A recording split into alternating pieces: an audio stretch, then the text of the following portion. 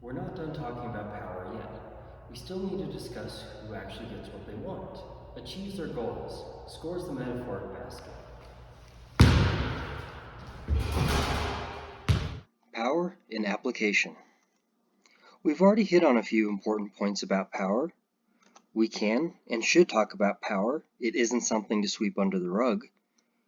We all have power, each in our own way, and that power is imbalanced. We all have different levels of influence in different kinds of situations. The question is, what should we do about it? That will be key to our discussion today on the implications of power. To talk about power in its most simplistic, straightforward way boils down to a single question. Who wins? Who gets what they want, how they want it, when they want it? This is the essence of power. At the end of the day, after all the theories, the multiple types of power, there is an outcome. What was the outcome? This doesn't mean if someone didn't get what they wanted, they had no power at all. It just means they didn't have enough power, or at least the right kind of power this time. Same thing the other way around. If someone got what they wanted one time, it doesn't mean they'll continue to win again and again. Things just happen to work out this time. Power just worked in their way. Before we go any further, I want to go over a few clarifications.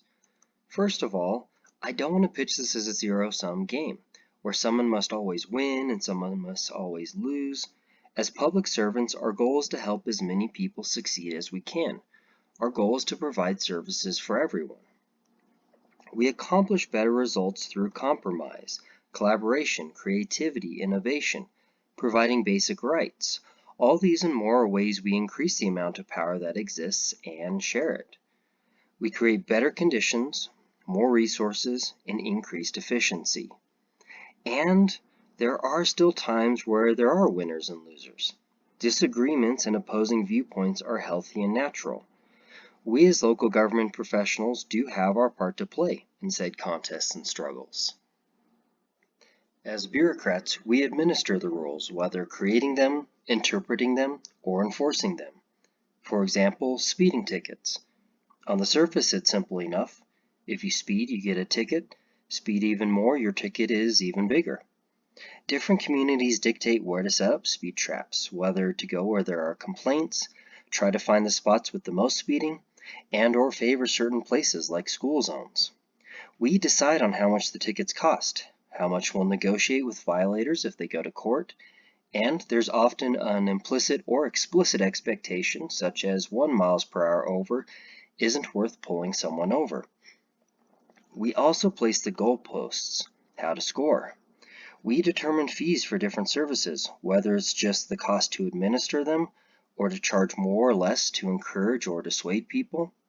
We decide on what kind of documentation we need for house improvements, to obtain a business license, or even run for office. We decide who can do what based on their status, whether how long they've been a resident, if they're a citizen, by age, the list goes on. And we decide metaphorically who scores and with how many metaphoric points. For example, many communities receive grant funding during the COVID-19 pandemic. How was the money spent? Who got the most benefit from the spending? Another way to discuss power and application is who is the priority. Sure, we want to help everyone, in every way, all of the time. We cannot, and so we prioritize. Common ways to prioritize are to consider who is the most in need, who contributes the most in the community, who is the most worthy on moral grounds, or who puts in the hard work and time, who puts in the effort. As is hopefully getting more natural, I think we're starting to get the hang of it that these words are subjective. And whatever answer we give, there's also the additional questions on what we mean when we say need, contribution, morality, and effort. This is not a hypothetical question. We have already answered it once with what we're currently doing. Likely it's a mixture of factors and depends on the situation, and so our answer is already there. Are we good with what it is? What we've decided to do up to this point with our status quo? To really bring home our point today, let's look at a few examples of winning and losing and what it might look like in our community. For our neighborhoods, we could look at whether they're able to kill a development project that would have harmed their quality of life. For example, having pollutants in the air or water, perhaps it being extra noisy or too much traffic, or perhaps said development project was approved without the neighborhood ever really hearing about it. For budget season for our department, winning might be getting that key position approved, whether it's another field position, admin role, specialist, manager, whatever will really bring things together. Or perhaps said position is not only not approved, but is put on the bottom of the list so that it won't be approved next year, the year after, or for the foreseeable future.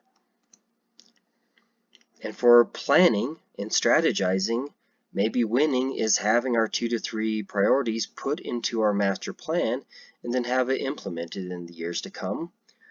While losing might be having said priorities promise that it'll be taken care of verbally instead of written down, and then it never is.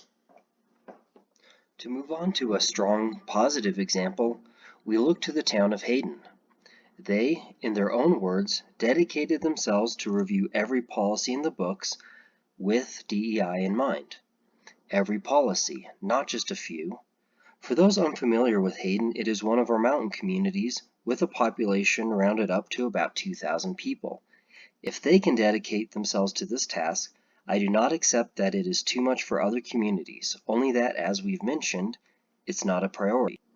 Whatever other communities are doing, when it comes to policies, Hayden is walking the walk. For our optional exercise, if we want to figure out who has more power in our community, consider who won over some controversy or disagreement. Pick an issue that had 2 or more sides and find out how it played out. How did they succeed? And might it suggest how upcoming decisions in the community might play out? And if we want to go advanced, we synthesize our 2 lessons on power. We combine who is getting what they want and not with the types of power each have. From this point, we can start to figure out change management to see what kind of power is needed and where it's needed to be effective. And this concludes our time with power. Next up, history and historiography.